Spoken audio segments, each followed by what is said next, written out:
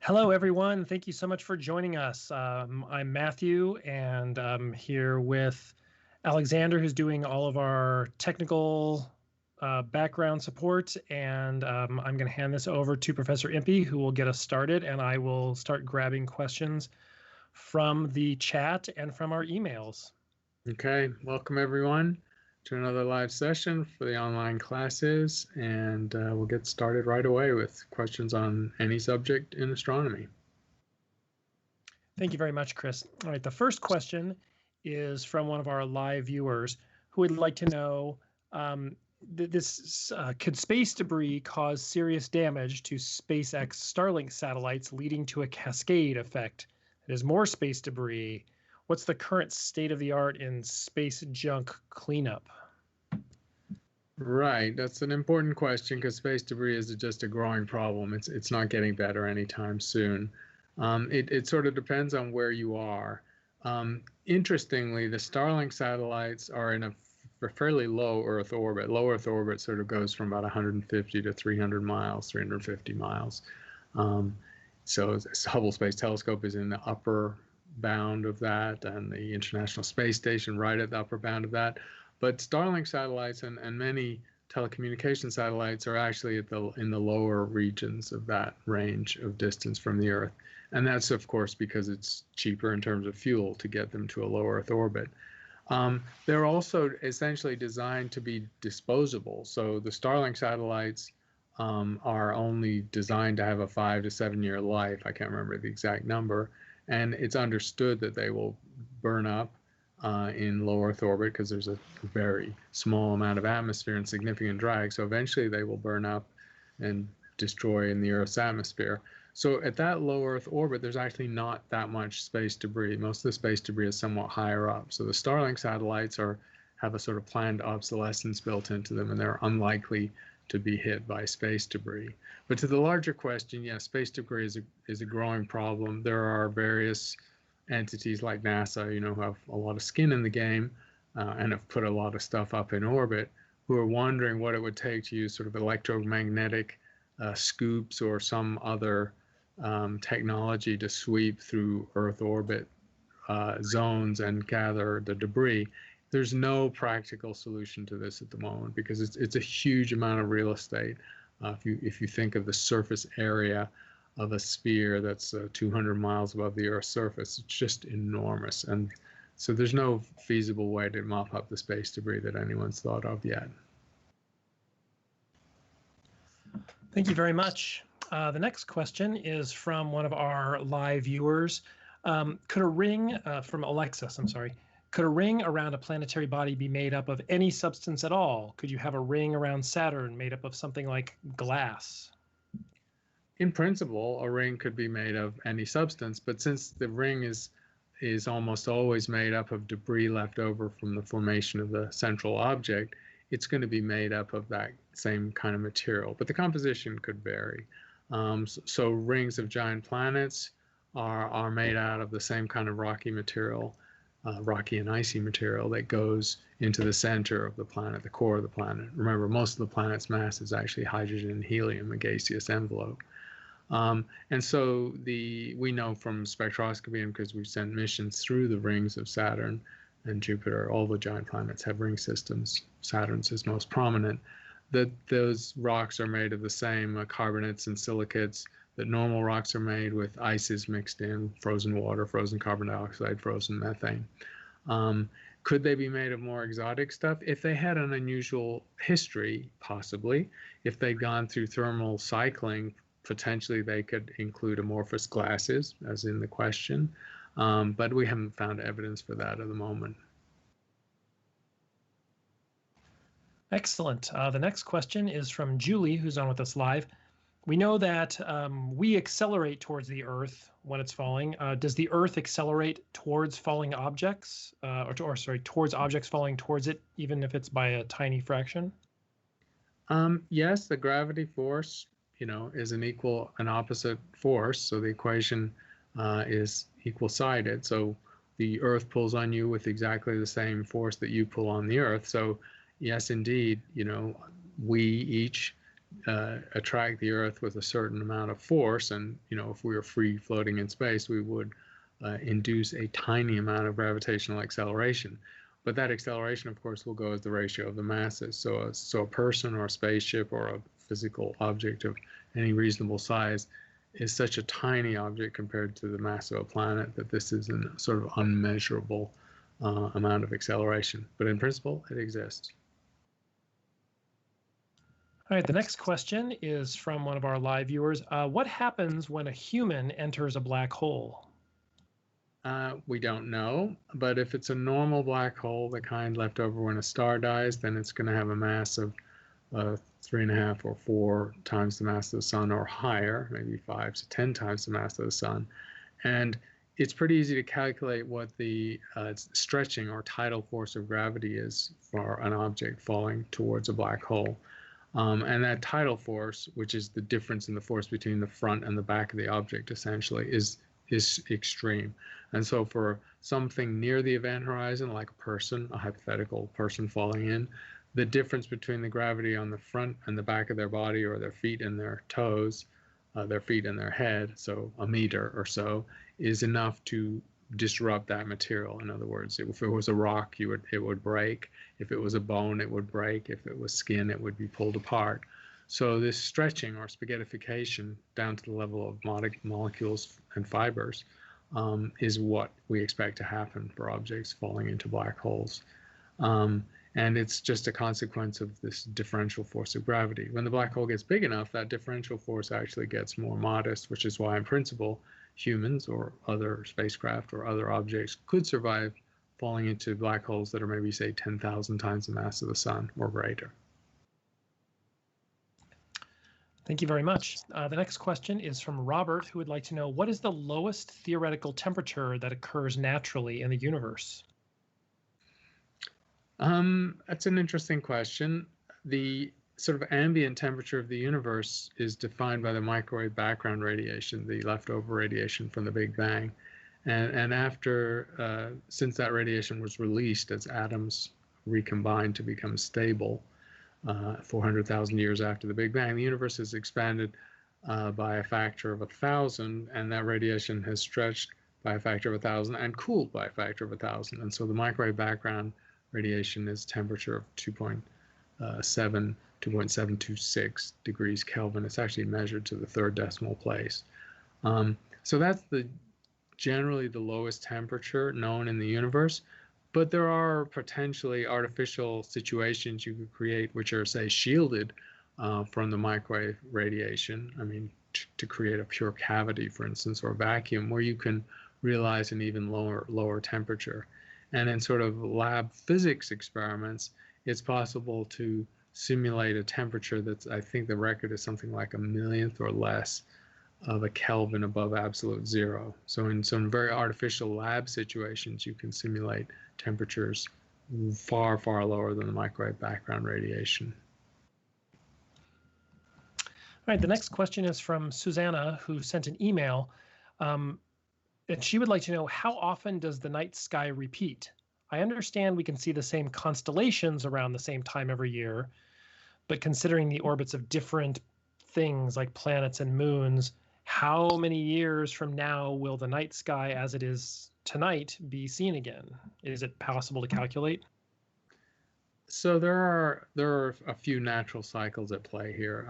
Obviously, the most important, or the most basic 2 cycles of the spin of the Earth on its axis and the Earth's orbit of the sun. So pretty much routinely, the night sky repeats from one night to the next, more or less, with a 4-minute difference in the rising and setting of every star from one night to the next. As the Earth orbits the sun, and the sun sort of occults our view of the dark sky in one direction, the direction towards the sun, and in the other direction at night we see upwards to the dark sky, that 365.25 day period pretty much exactly replicates the night sky. So the night sky, in terms of where the stars all are and so on, is virtually identical from one year to the next. It's not exactly identical because, of course, stars are moving in space, and some stars are actually moving fast enough in physical space that their position on the sky will change just very slightly from one year to the next. This is extremely subtle, though. To all intents and purposes, the night sky is the same from one year to the next. Now, there's one final variation in the motion, which is that the Earth's orbital tilt of 23.5 degrees is precessing, like a top wobbling on its axis as it spins, with about a 27,000 year period. So the positions of stars seen at particular times of the year is shifting over millennia because of this much longer cycle. So if you watched carefully, did a time lapse of the sky from one year to the next over decades, centuries, and millennia, then the star patterns would shift substantially over that period of time. Those are the three main cycles that we can observe in the sky. Excellent, thank you. The next question is from one of our live viewers who would like to know, how does METI, I assume that means messages to extraterrestrial intelligence, how do these projects decide what the messages of an interstellar message should contain? How do you know what to say? Yeah, that's a big question. So to get the terminology correct, so the questioner knows what the acronym is, but I'll explain it for everyone else. SETI is the Search for Extraterrestrial Intelligence. That's well known, and the project's been going for 60 years. METI is Messaging Extraterrestrial Intelligence. So the search, of course, is often a passive search. We're just listening for signals. The messaging or METI project is more active. It's designed around constructing signals and beaming them out, and then hopefully to near enough targets that after some years we might actually expect a reply if it's to a nearby star.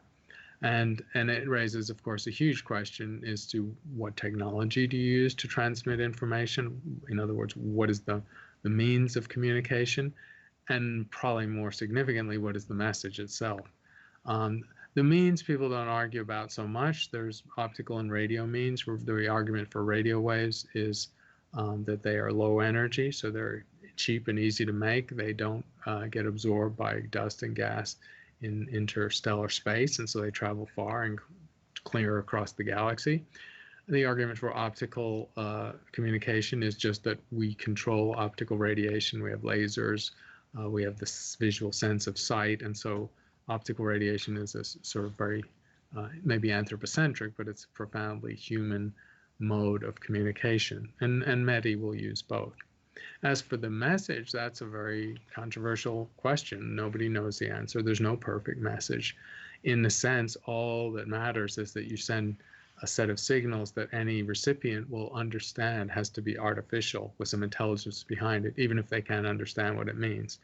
And in fact, even should alien intelligences exist, the most likely outcome is that they will recognize a signal that we might send to be from some intelligent source without knowing what it means. Because to know what something means, you have to understand language, you have to understand the cultural context of the messaging civilization.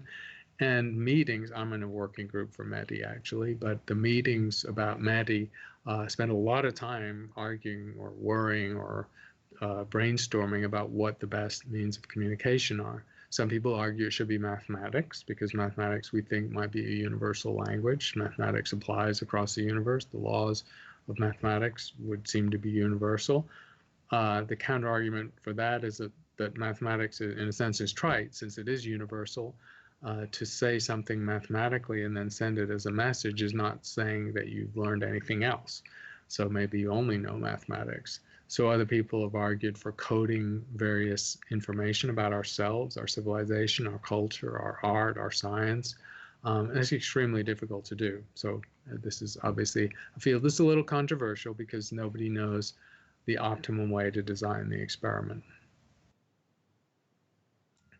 Excellent, thank you very much. The next question is from one of our live viewers, Abhishek, who would like to know, what effects will there be if the Earth's magnetic field keeps on getting weaker?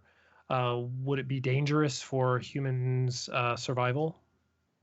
Eventually, yes. It's unlikely humans will be around on the timescale that our magnetic field will weaken substantially.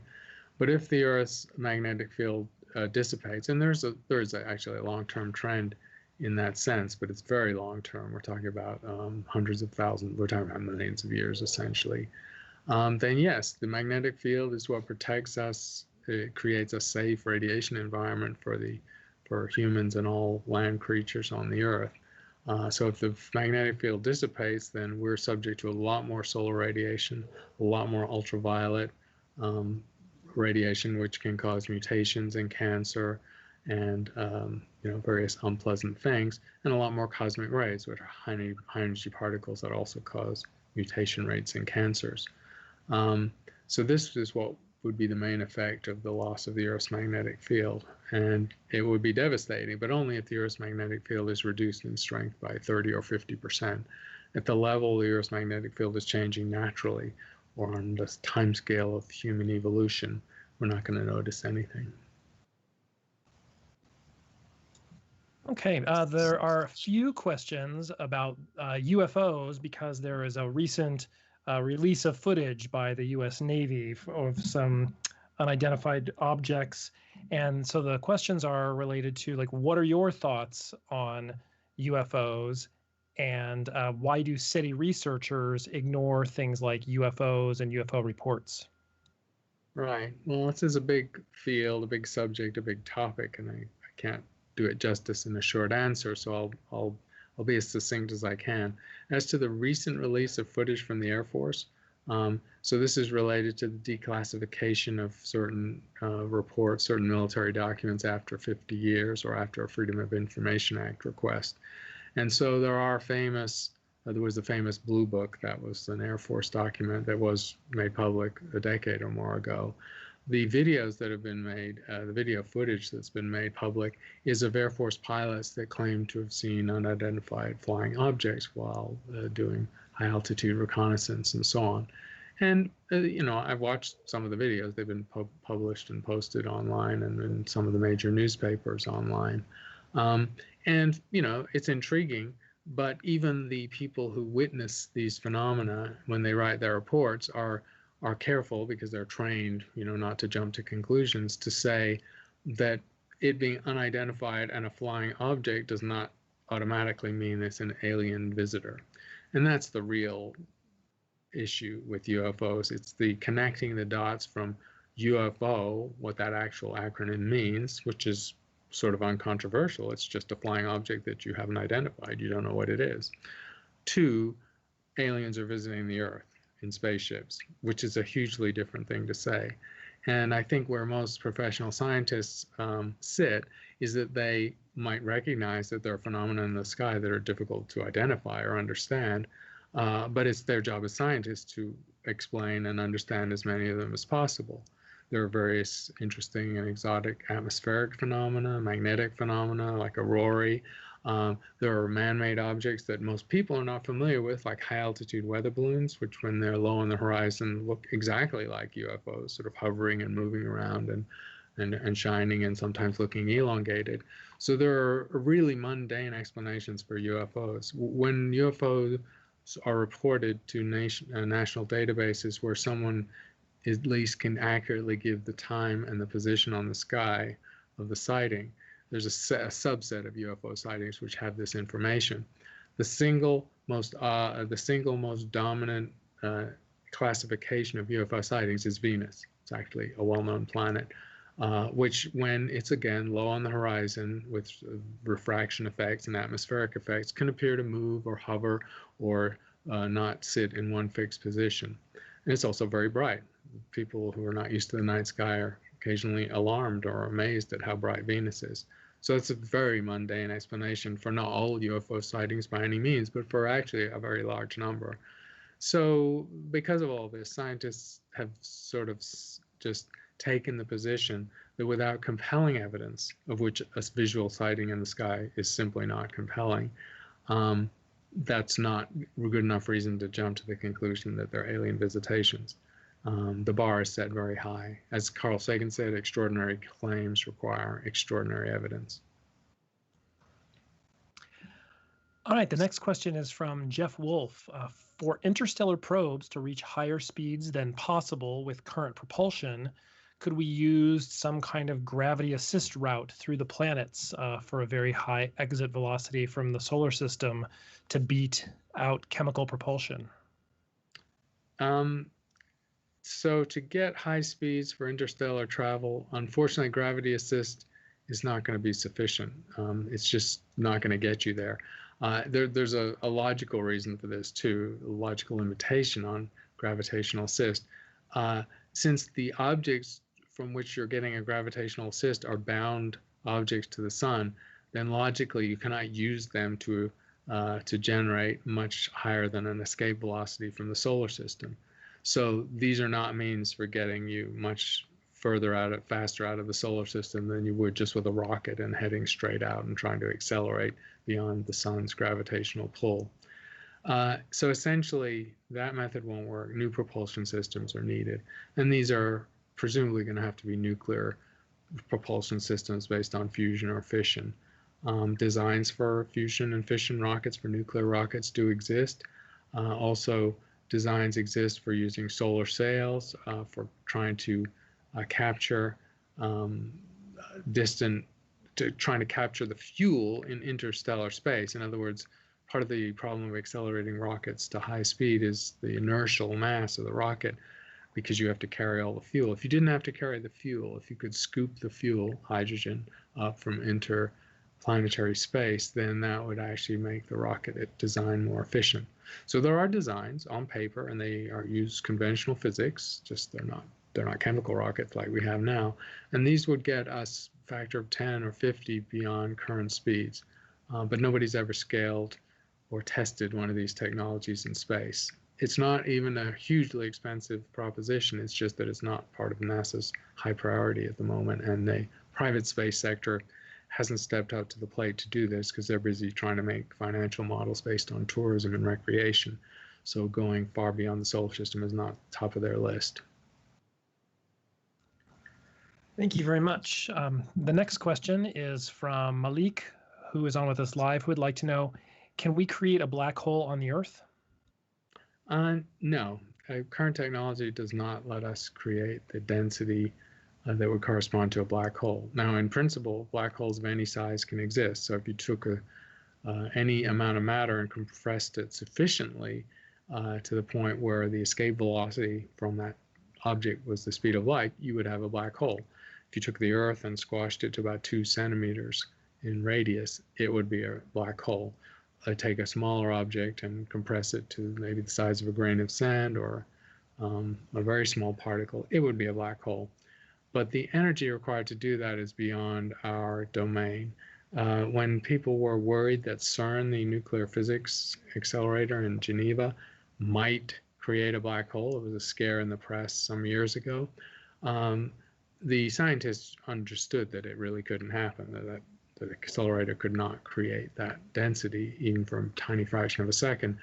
But the European governments were scared enough and the public reaction was strong enough that they made the scientists, grind out the calculations and produce a long report working it out. And when you work it out, the best accelerator technology we have is orders of magnitude away, which is to say factors of hundreds of thousands away in energy and compressibility from making anything like a tiny black hole. So we simply can't do it. The next question is from Christina, who sent an email. The SpaceX launch on Wednesday says they say it might be postponed it is postponed because of a 60% chance of bad weather. Can you tell us why does the weather have to be favorable for a spaceship launch? Because spaceships are so massive and they look like they shouldn't be dependent upon the weather. Yeah, that's a good question, because many people would think that these are vastly powerful rockets, and if they're so powerful, why would they be scared of a little weather? Even commercial aircraft can pretty much fly through the strongest thunderstorms. It's not very pleasant for a passenger, but they are really not in danger when they do so. So why do everything from space shuttles to the next SpaceX launch seem to be subject to the weather? It has a sort of historical reason. It is not because the mission is at risk of failure. Lightning has been a problem traditionally for some systems. So all spacecraft are equipped with conducting skins to keep lightning, should lightning hit a spacecraft or a rocket when it's on its way up through a thunderstorm, say, they're all equipped to channel the charge around the vital guts of the spacecraft, and then it carries on down to the Earth. So in principle, rockets are immune from lightning strikes, which is one obvious concern. But there have been a couple of cases in the whole history of the space program where lightning strikes did cause problems. They fried computers or caused telemetry issues. So that's one reason that they tend to avoid flying in extreme weather. But as the questioner notes, some shuttle launches in the past and SpaceX more recently have been deterred by what seem to be only mild amounts of bad weather, just extreme strong cloud cover without any thunderstorms. And the answer there is for visual recognition purposes. So as a backup, especially when humans are involved. For unmanned spacecraft, maybe this is not so much an issue, but when there are astronauts involved, so with the SpaceX launch and the space shuttle and Apollo and the history of this human space program, when humans are involved, they tend to be ultra conservative because they are looking for situations where for some reason the rocket is debilitated or has to return in its landing, or the astronauts have to get out or jettison or escape or land land somehow, however they can. And for those circumstances, they want visual recognition. It's just like with private pilots and flight, where to be conservative, you want to be able to see the airfield you need to come into in an emergency. So it's really for the safety of the astronauts in a bad situation where somehow they have to leave the spacecraft or abort the mission that they want to have visual recognition, because it just gives them a bigger margin for the people who might have to rescue them in real time. That's the reason.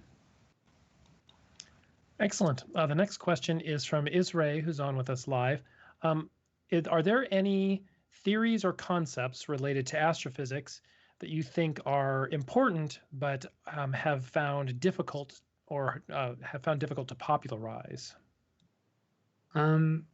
Certainly, there are some parts of astrophysics that are extremely technical and require almost graduate level training in physics to understand. To just take one example, but there could be others, I would say magnetohydrodynamics. So everyone gets excited about the idea of black holes, and black holes in the center of galaxies in particular are very complex environments involving relativistic plasma, magnetic fields, extreme gravity. So very fun and extreme physics, but to calculate something, to figure out how bright the central black hole is as it accretes matter, you actually have to do three-dimensional magnetohydrodynamics, and those are very complex and tricky equations. They're very hard to solve analytically or on paper, if you like, and even computationally they're hard to calculate and solve in. So that's an example of something where everyone gets excited about black holes and their accretion and their radiating energy. But the actual calculation of how the energy is created and how much comes out is extremely complex and esoteric, and it pretty much resists popularization.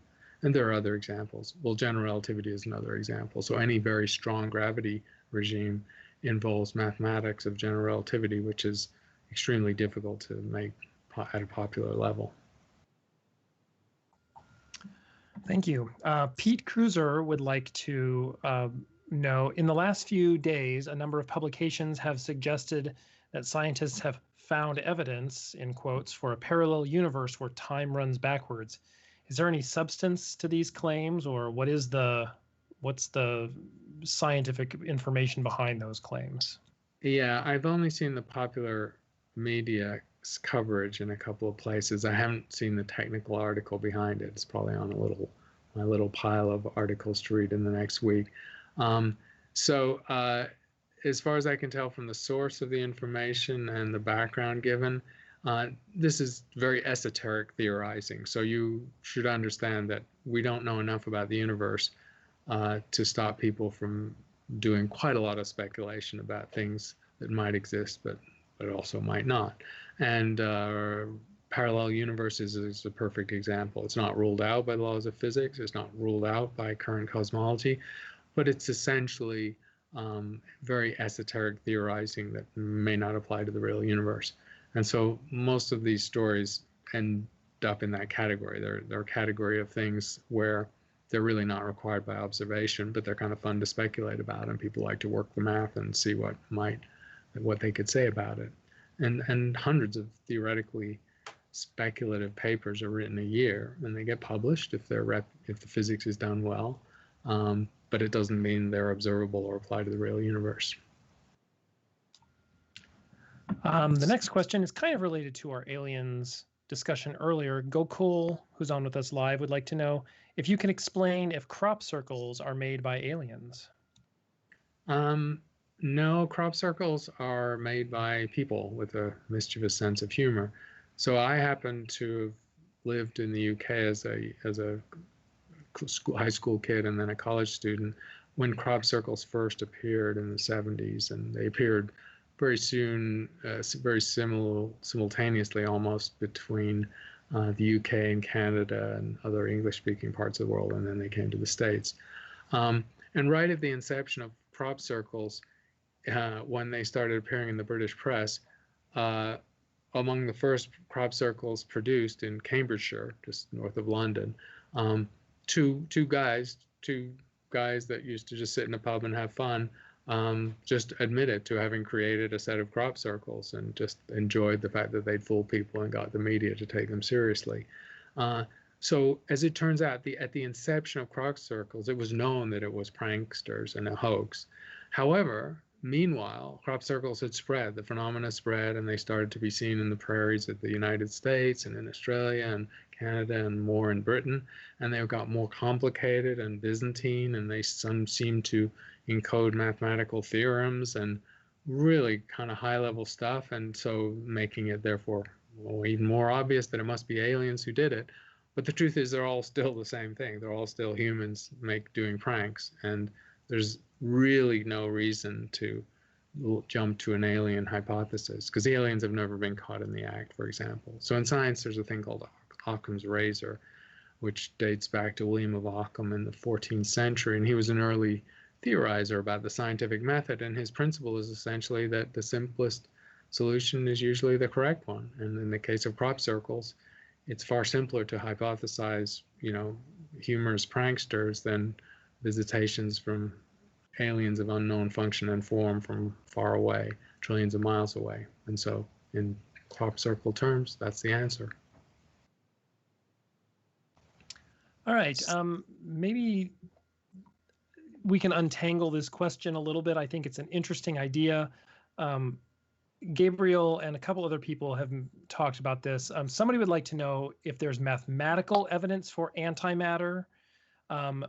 Gabriel would like to know if antimatter is a real thing, or if it's just a kludge to kind of explain something that we don't really understand. And then I also think it would be a good idea to talk about the difference between antimatter and dark matter. People seem a little bit confused about that. Right. I'm going to treat those as two different questions. I'll just ask the what is antimatter question first. So antimatter does indeed have a mathematical basis. It emerged from quantum theory, from the early days of quantum theory in the 1920s. So the architects of quantum theory, Werner Heisenberg and Wolfgang Pauli, hypothesized that there were mirror forms of matter, mirror forms of quantum properties to matter that would give it the property we would call antimatter. So if it had a positive charge and it was matter, it would have a negative charge as antimatter. If its spin was pointed up as matter, its spin would point down as antimatter. So charge is just one of the quantum properties involved. So this was right there in the mathematics from the inception of quantum theory in the 1920s, right, built in. And essentially the theorists working on the theory, solving the equations to produce these sort of mirror forms of matter and then something else, just decided, well, maybe the something else is real. Maybe we can find out what it is. It took 14 or 15 years before positrons were actually detected in the lab. Positron is the antimatter version of an electron, but they were detected. So this thing that was a mathematical construct from quantum theory turns out to be real. So real is a tricky word. What does real mean? Real means you can create from pure energy a shadow form of matter that we call antimatter, which has opposite set of quantum properties to normal stuff. So when a positron has a positive charge and its other quantum properties are opposite of an electron. So, and since then we've been able to create antiprotons and antineutrons, and there are antineutrinos, and pretty many of the fundamental particles have had their antimatter twins created in the lab. So there's no question that it's a real phenomenon. Now, it's rare because when you create, because the world, the universe, is fundamentally one of these forms, that is the matter form. Every time you create antimatter, it disappears, because when matter and antimatter meet, also built into the physics, is that they annihilate or disappear and create pure radiation. And so we can see that process go in both directions. You can use pure radiation to create equal numbers of matter and antimatter particles, or the matter and antimatter particles can come together to create pure radiation. And these effects and phenomena have been studied for almost 100 years now. So it's very mature science.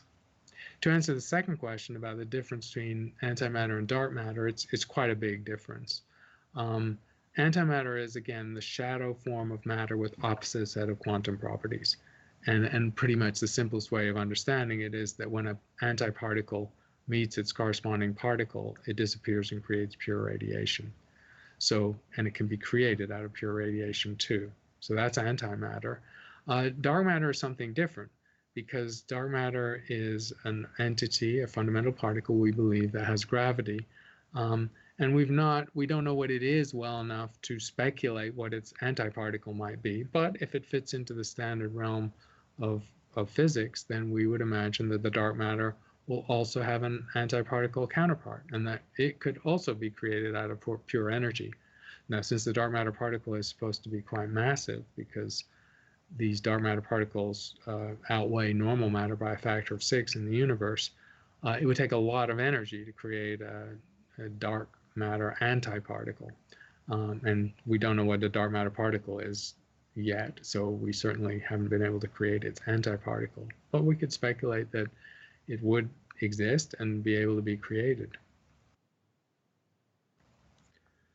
All right, the next question is from Patrick, who's on with us live. And Patrick would like to know more about how we would terraform a planet or a moon, if it's possible to do both. What are the necessary steps, and what are the kind of outcomes that we would be hoping for? So it depends on the place you're talking about terraforming, and depends on how narrowly you want to define terraforming.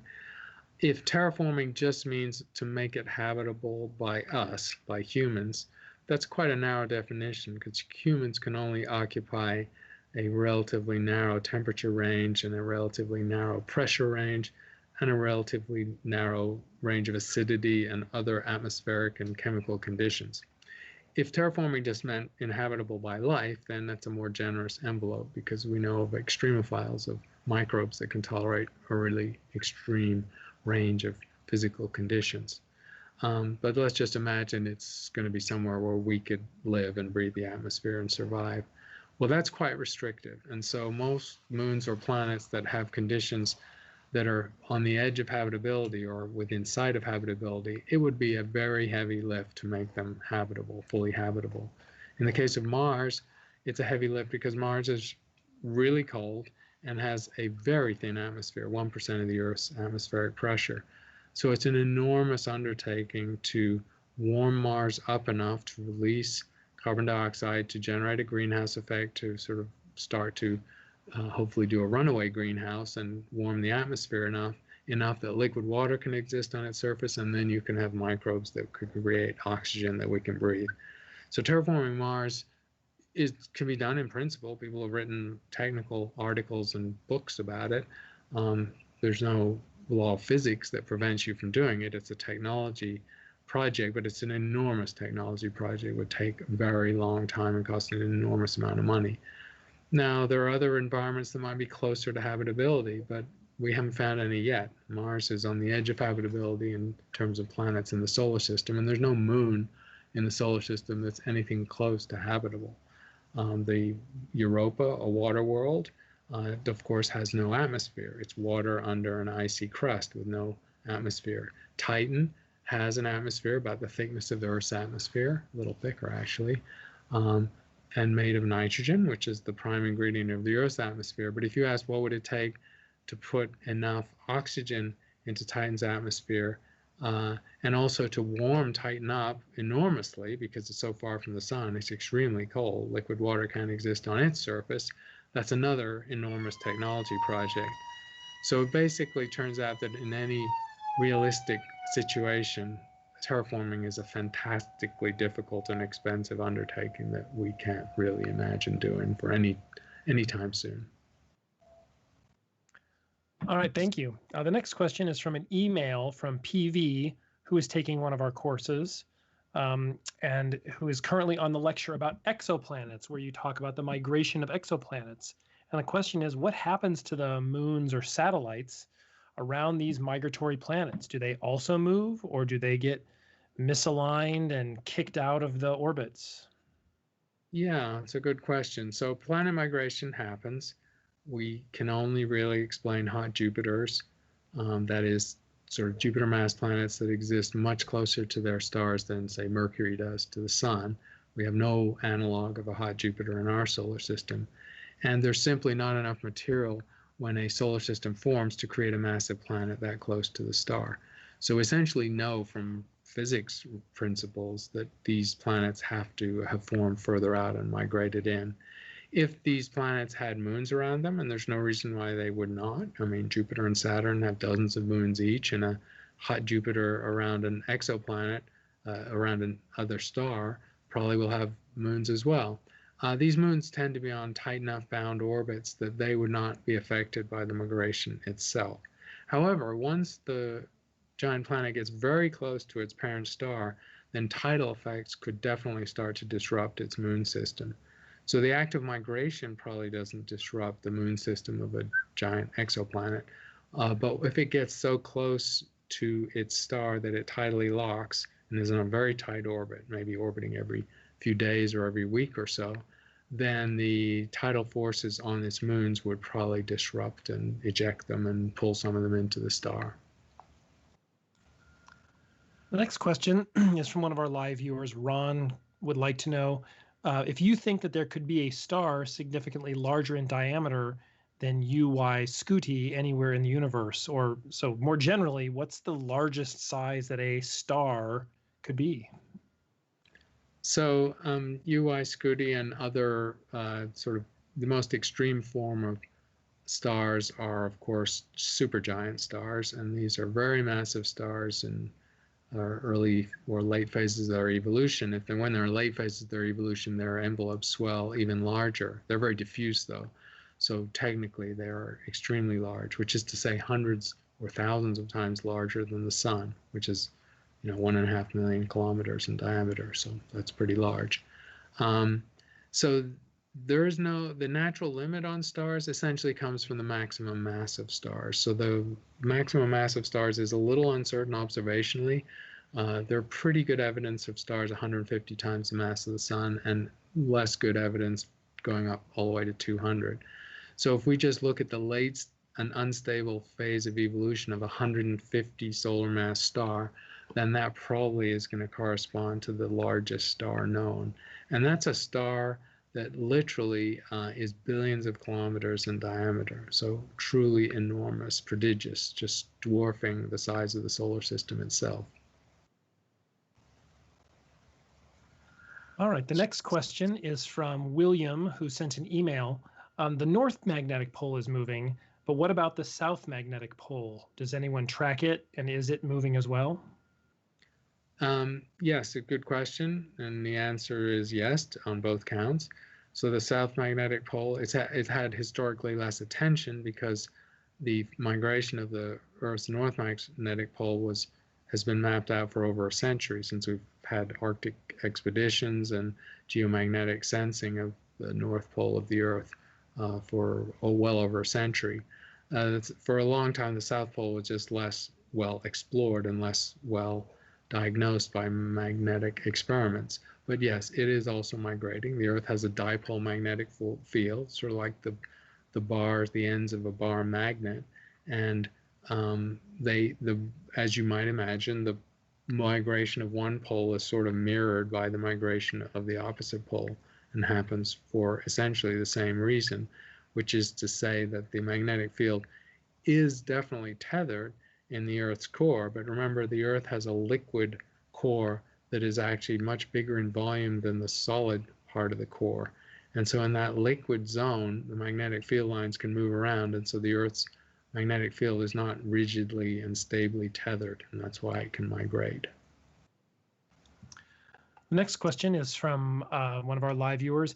Is there any clue that the Earth might start revolving in a clockwise direction, or could reverse its direction of rotation? No, there's not a sense that that will happen on anything like a reasonable human or evolutionary timescale. The Earth's rotation is changing, however, because the Earth is tidally influenced by the moon. So the moon obviously is tidally locked to the Earth and presents the same face to the Earth. And that tidal interaction with the Earth has two effects. They go together. One is that you can think of the moon as stealing a little bit of angular momentum from the Earth and turning that into orbital energy. So the moon is moving away from the Earth in its orbit by a few centimeters a year, and the Earth is slowing down very slightly. So the day is getting a tiny bit longer by about a millionth of a second every year. So in that sense, the Earth, as it spins, is actually slowing down, but a millionth of a second a year change in its rotation rate is, of course, very small. So you'd have to go billions of years into the future for the day to change substantially in length.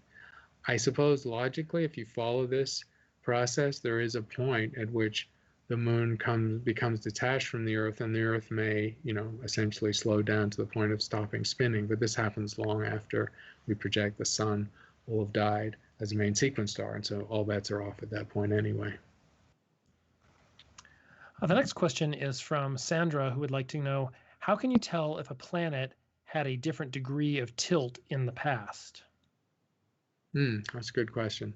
And we think this is the case for Mars. So the best evidence for migration of the spin axis of a planet in its tilt is from Mars, which we think has varied. Mars is currently about the same tilt as the Earth, about 25 degrees. Earth is 23.5. We think Mars has been all the way down to 20 or maybe 18 degree tilt, and all the way up to 40, maybe 45 degree. And the way we see this is in the magnetic properties of rocks that we can study in these objects, because there's a magnetic imprint, there's a historical imprint of the magnetic field and its orientation in a planet from the rocks in that planet. And we can get this very directly in the Earth by getting magnetite or magnetic minerals and finding them at different dates where they will show the imprint of the orientation of the Earth's magnetic field. Now that information is far more indirect for Mars because we simply can't study Martian rocks in detail. We have Martian meteorites, but we don't really know where they came from. So we're using more global properties of Mars that are sensed by orbiters. So it's a little less direct, but the migration of the magnetic field is dramatic enough that that change of 20 or 25 degrees is a lot. And so it shows up even subtly in an imprint on the sort of magnetic sensing of orbiting satellites. Thank you. The next question is from an email. You've mentioned that our solar system is reasonably stable now. What would have to be the mass of an object that could destabilize the solar system? We hear of new discoveries about comets or asteroids flying by the sun. Could they destabilize our solar system? So really, no, there's no form of debris in the solar system that could destabilize it from within. So all the debris that is available to move around the solar system and change the orbit of things, it lies either in the asteroid belt or in the Oort cloud, the comet cloud. And these objects, well, obviously asteroids go up to 1,000 kilometers across Ceres, the biggest one. But most asteroids are tens or 100 kilometers at most. And comets are even smaller, 5 or 10 kilometers. And these objects are just too small. They're too tiny a fraction of the sun's mass or even the mass of a significant planet to really disrupt the orbits of those planets. So none of the debris within the solar system could ever cause the solar system to become unstable. The only thing that could cause that is the passage of a nearby star. And that nearby star would not have to come all the way into the solar system, have a really close encounter where it essentially passed within the orbit of the planets to disrupt the solar system. Gravity has a long reach, and so a nearby star passing within 5 to 10 times the distance to Neptune and Uranus would actually cause havoc in the solar system and eject planets and move them around in their orbits. That we don't think has happened anytime in the recent past, and it might not happen until the far future, but statistically it's likely to happen at some point. Thank you. The next question is from Claire, who's on with us live. How is it possible for multiple objects to occupy a Lagrange point in the solar system? And maybe you can talk about what the Lagrange points are. Yeah, the Lagrange points are 4 positions. If you have a 3-body system like Earth, Moon, and the Sun is the typical example, but it can happen with any 3-body system. Then there are 4 points, the 4 main Lagrange points, 2 of which are stable and 2 of which are unstable, at which the gravity force in this 3-body system is in balance.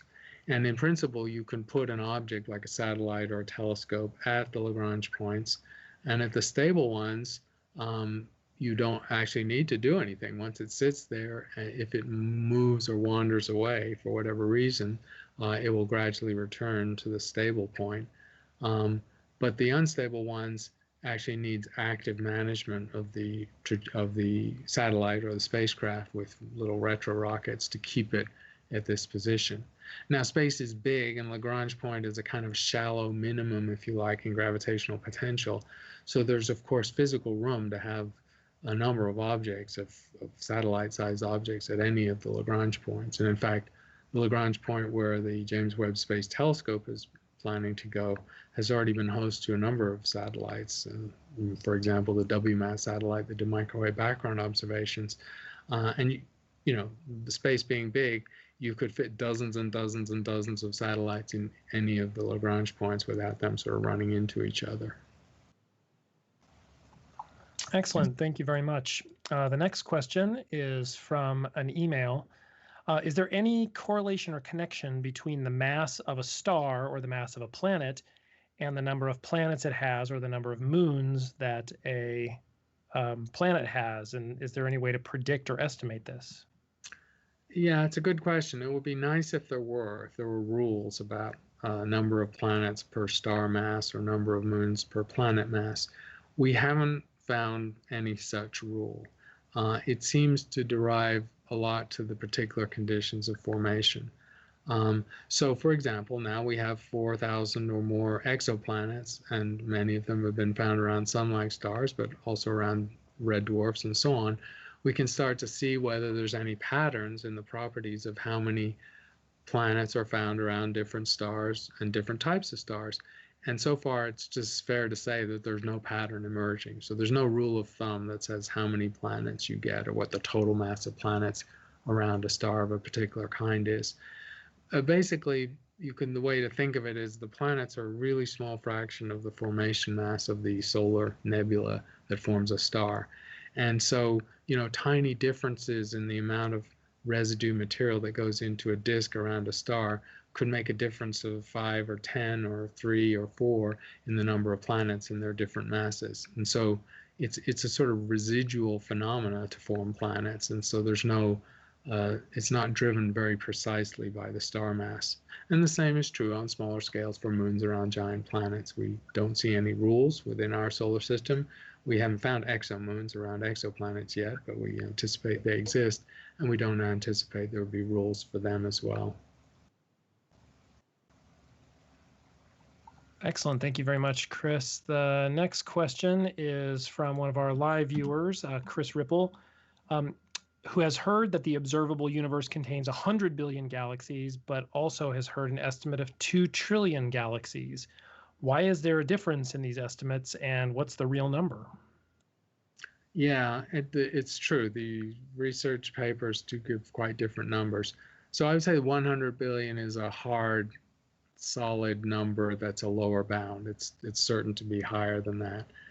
The reason it can range a lot higher than that is because of the question of what kind of galaxies you can find. So if you're talking about galaxies that are like the Milky Way within a factor of a few of the Milky Way's luminosity, ranging up to much more massive and luminous galaxies like giant ellipticals, then 100 billion is the number. But of course, galaxies go down the scale all the way to dwarf galaxies like the Magellanic Clouds. So at the moment, we're not able to find galaxies that are very low luminosity and low mass, like our own Magellanic Clouds in the local group, all the way out to 10 or 12 billion light years away. We can't observe such galaxies through the observable universe. So we have to project their existence. So the low mass and faint galaxies we don't detect to cosmological distances. So it's an extrapolation and a calculation to infer how many there were. And since galaxies evolve, and we think galaxies evolved in the sense of merging from smaller units into bigger units, that's a very uncertain calculation. So the simple answer as to why you see some of these very high numbers is it depends how you do that extrapolation, given that you don't directly observe very small galaxies all the way through the observable universe. And you also have to assume something about how those galaxies evolve over time, since when you look out, you're looking back in time. So those two uncertainties really do make a big difference. And so it's not that astronomers don't know what they're talking about when you see 1 trillion or 2 trillion.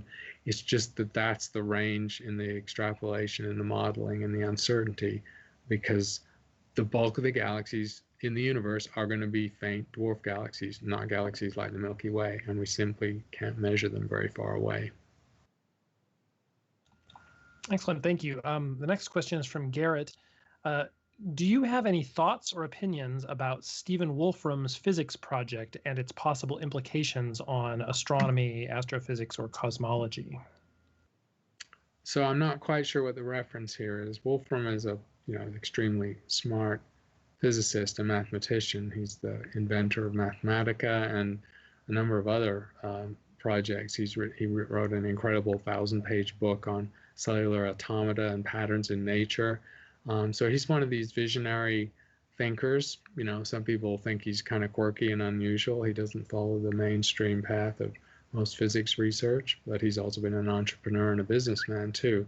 So I'm not quite sure what the reference to this question is, because Wolfram's had a number of ideas in physics that are kind of radical or revolutionary.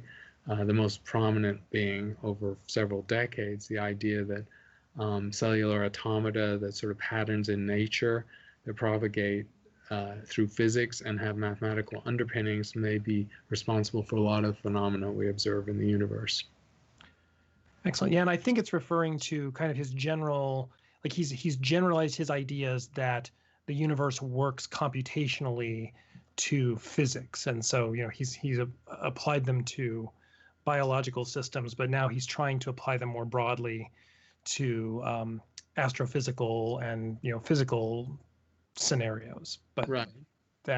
I'll answer it. I'll just make a separate question and answer here, that in terms of what is the role of computation in the universe in a general sense, that's a very interesting question. It can be philosophical as much as physical. And Wolfram has been a main practitioner or main advocate for the fact that computation is fundamental to nature. And so he doesn't particularly mean computation in the sense of we create computers as technology artifacts of our civilization. He means that patterns in nature display the attributes that we would call computation, and they mirror things that computers do. And that's a very profound and much more different thing to say. He also thinks that biology references modes of computation that are also analogous to what computers do. And so life itself and biology have aspects of computation at their core. And that's a very interesting perspective on biology and its place in the universe. So these are interesting ideas, and physicists and philosophers and biologists discuss them. And of course, to make these ideas practically useful, they have to turn into principles or rules of thumb or laws of nature or predictions we can test. And some of his ideas haven't got to that point yet. Excellent, thank you. So the next question is from Himanshi, who's on with us live. This is going to be our last question for this session. And Himanshi would like to know, what kind of inferences or information have we gotten from the samples collected from the moon? So we've learned a lot from the moon. The Apollo landings, 6 Apollo moon landings, returned, I think it's 450 kilos of moon rocks, the vast majority of which are in bio level 4 containment facility at Johnson Space Center. I've visited it. You can't go in and touch them, of course. You're looking through double panes of glass to a highly secure facility, but the rocks are still there, and research groups continue to get samples to study, but the bulk of them are just sitting there as they were brought back by the Apollo astronauts decades ago. And what have we learned from those rocks? We've learned a lot. We've learned that the theory that the moon formed from an impact in the early solar system of a Mars-type object with the infant Earth, splashing the moon off into space where it became our relatively large satellite compared to the mass of our planet. The moon rocks bolster that supposition. The moon rocks have given us our most accurate age of the solar system because the moon has a quiet geological history. It's not geologically active, and so the radioactive dating of moon rocks gives you probably the most precise measure of the age of the solar system. We've learned about the processes, the geological processes that lead to the stratification of a moon or a planet, of how the core and the mantle and the crust material differentiate, and how they move around, especially early in the moon or planet's history when it's molten. We've learned about the cratering history of the moon, of course, and the solar system, and therefore the impact history on the Earth, since the Earth has experienced the same set of impactors. And so there's a large set of things that have been learned, including, for example, the surprising information of how much hydrated minerals there are in lunar rocks, and therefore the amount of potentially releasable water there is in the moon. The moon seems to be a barren and extremely dry terrain, but it's now clear that there's sufficient water that could be liberated, that if we made a base on the moon, we could easily have enough water for humans to survive there. So we really learned quite a lot. Now, arguments will be made whether it was worth the huge investment of the Apollo moon landings to learn that, but I think the Apollo moon landings had a more profound cultural significance than just what we learned from the rocks they brought back. And remember, the last person on the moon, Harrison Schmitt, who I think strongly doubted that it would be over a half century before we went back, he was a geologist, and he was the first, not just the first astronaut to stand on the moon who was a pure scientist, but he was the first scientist in the astronaut corps, and so he was a geologist. So we did learn a lot about the moon's geology because of these people. Okay, thanks very much. A lot of good questions, and we'll be back with you next week.